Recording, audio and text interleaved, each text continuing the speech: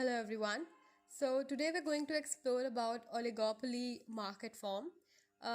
We have up until now explored how a perfectly competitive market form looks like, and then we went ahead to understand about a monopoly, and then also we looked upon a monopolistic competition form, and now we are here looking at oligopoly. So let's read about it. In oligopolistic markets, the products may or may not be differential. What matters is that only a few firms account for most or all of the total production. In some oligopolistic markets, some or all firms earn substantial profits over the long run because barriers to entry make it difficult or impossible for new firms to enter. So, in an oligopolistic market structure is such a market form in which there are few big operators in the market, such that if any other firm from the outside wishes to enter an oligopolistic market firm, then it has to incur quite huge upfront costs. So there are barriers to entry. Okay, there is quite a huge costly investment in order to set up a firm in such a market firm. So examples are automobile, steel, aluminium, petrochemicals, etc. So it clearly tells you or gives you an idea of the kind of gravity of the upfront cost or barriers in an oligopolistic market. Now, what could these barriers be? The barriers could be due to scale economies. So there are certain scale economies which only a firm can achieve after it had produced such a massive scale of output, and these scale economies make it unprofitable for other firms to enter and also to coexist in the market. And then there could be patents or some special access to technology, could be some natural monopolies, and so forth. Okay, so the question arises when you have very few big firms operating in an oligopolistic market firm, then how do we actually arrive at some equilibrium in the market? We also know that the entry of other firms is discouraged in such a market firm. Then how are these firms going to interact with each other such that there's an equilibrium achieved in the market so as to arrive at the equilibrium price and quantity?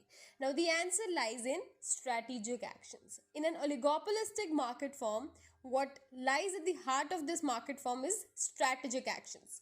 So basically, one firm, if at all, has to decide about any price or output action, then it has to take into consideration what the another set of firms are thinking about the same. Otherwise, the price and quantity which that firm might be deciding upon will be deterrent. The decision might be deterrent to that particular firm. So it's very important that you take care of the what other firms are also thinking about it. So these strategic complications and considerations tend to make this market form quite complex. And as I taught you that when making decisions, each firm must weigh its competitors' reactions, knowing that these competitors will also weigh its reactions to their decisions. So it's like everybody is trying to reciprocate to each of their actions. Let's explore this particular thing through an example. So example is that let's say Tata Motors is considering a 10% price cut to stimulate demand. So now this is quite a scenario which I try to emulate of the diagram of the example. So if Tata Motors is trying to cut price by say X%, and there could be three possible responses of other firms existing in the market for this motors industry. Okay, one option could be other firms do nothing, or maybe they do cut prices but only slightly. That price cut doesn't match this price cut of X%. What will happen if others do nothing or maybe cut prices only slightly? Tata makes good profits, so Tata is a happy person right now. Okay, but second scenario could be where others also cut prices by the magnitude of the same magnitude X% by which the Tata had cut prices. Now what will happen? What will happen is that all of the firms are going to face lower profits now. Why so? If everybody has reduced prices, everybody will be almost, so basically consumers are now indifferent to walk through any of these firms, and which is why there could be reduced profits for everyone. Okay, so that's why everyone has a literally poker face, like what to do now. Next case could be others reduce prices and that too by greater than X%. Oh my god. Now this scenario is a bit difficult. What will happen over here? Let's read. Um, Another possibility is that some will cut their prices by even more than Tata to punish Tata for rocking the boat. And this in turn might lead to a price war.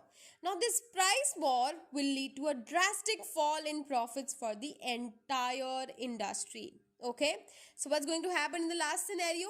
If other firms try to undercut Tata by offering a lower price, even lower than what Tata offered, then what is going to happen? A price war will happen. Each of these firms will now try to undercut each other till the point no one gains. So everybody is literally in a shock scenario, like what has happened to us. So those are the three scenarios which you just saw, which could happen if Tata at all thought of reducing the price by X%. Now this has an important implication. The implication is that one reaction could have several reactions by other firms, and these reactions need to be taken into consideration because this form the basis of oligopolistic market. That if you don't take care of this dynamic behavior of reactions, then you might not be able to arrive at an equilibrium price or quantity for this particular segment. Okay, so let's read more about this equilibrium in oligopolistic market. Okay. So up until now, we all saw that for a perfectly competitive firm, equilibrium occurs when price and marginal cost are equal. And then for a monopoly, it was at MR is equal to MC. And for the monopolistic also, it started with MR is equal to MC, but over the long run, ultimately, he was also driven to the state of zero economic profits. But now in these particular market firms, that is one of the oligopolistic market firm, what is happening is that each of the market player or each of the firm has to consider the reactions of other firms to any policy it might be thinking of putting into place.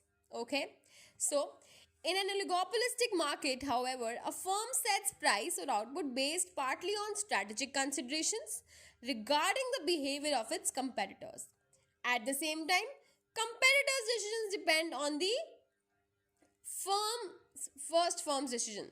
So basically, first firm who has to decide about the pricing or quantity decision is also taking stock of the information of what kind of reaction it would invite from other firms, and those other firms are thinking likewise. Now what will happen? If each of these firms is thinking likewise, then market will be in equilibrium when firms are doing the best they can and have no reason to change their price or output.